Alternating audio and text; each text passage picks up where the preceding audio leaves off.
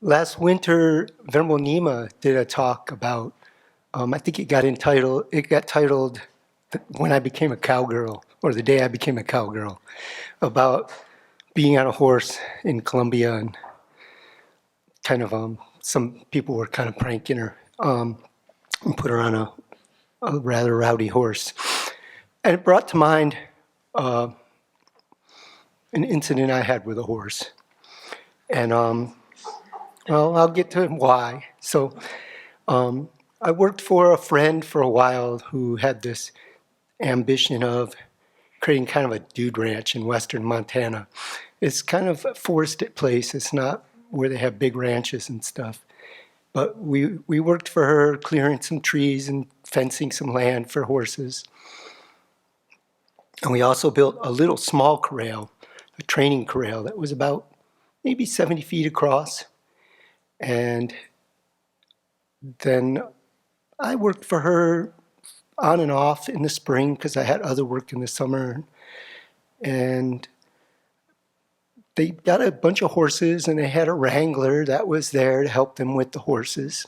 A wrangler being a horse handler.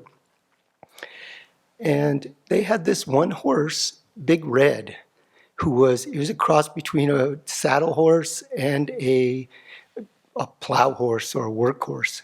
He looked like a saddle horse, but he was huge.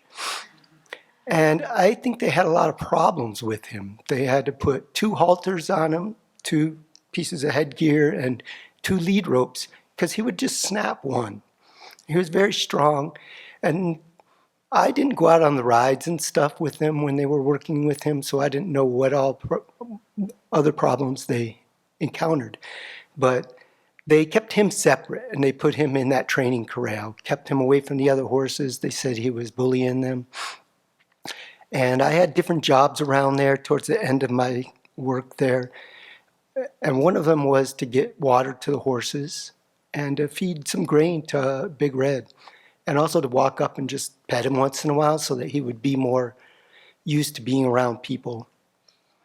And we got to be friends. He wasn't around the other horses. I was giving him grain, that helps.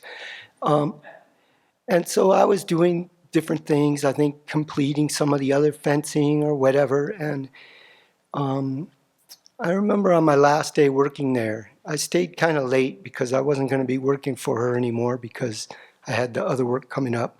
And they had brought in a load, they were expecting a load of hay. So I stayed to unload it. And I was down there unloading it in the evening, and my friend and the wrangler came down, and they sat on some of the hay near the training corral and watched that horse a bit.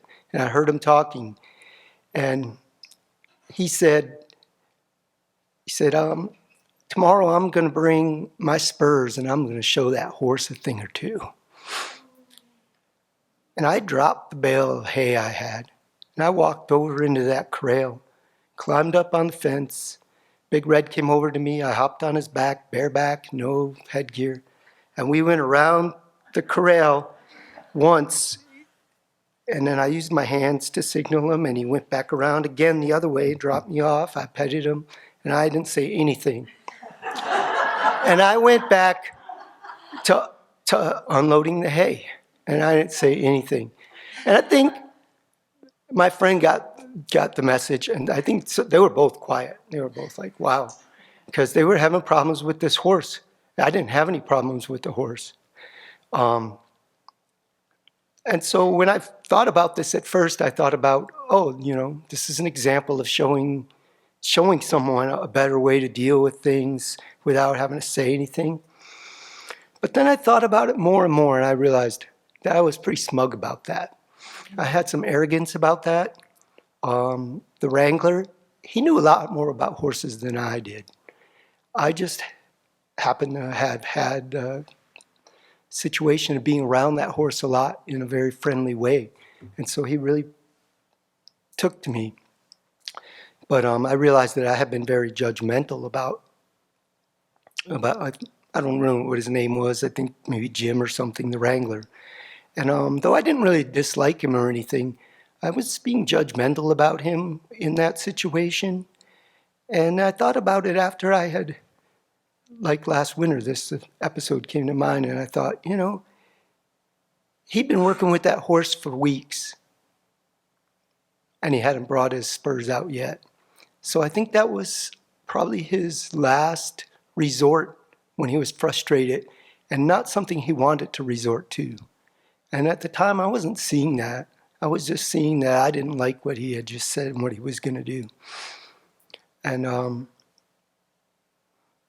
lot of times, I'm just thinking a lot about how easy it is to be judgmental of someone else and not recognize that they're doing the best they can in the situation and what they know. He'd been trained a certain way to deal with that horse, with the horses. I think he had been trained old school around horses probably most of his life.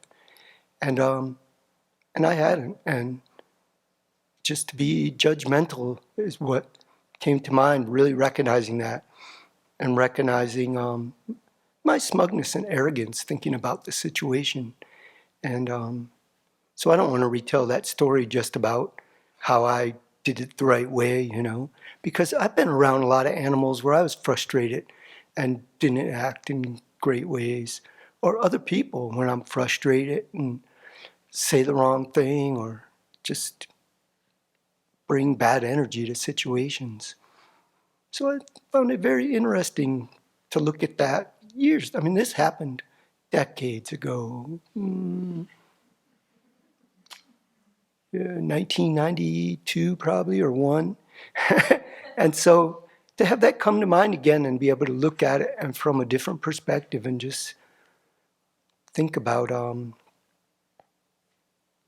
I could use that memory to think about being kind and considerate to others about what their abilities are in certain situations, and to recognize that they're always doing the best they can.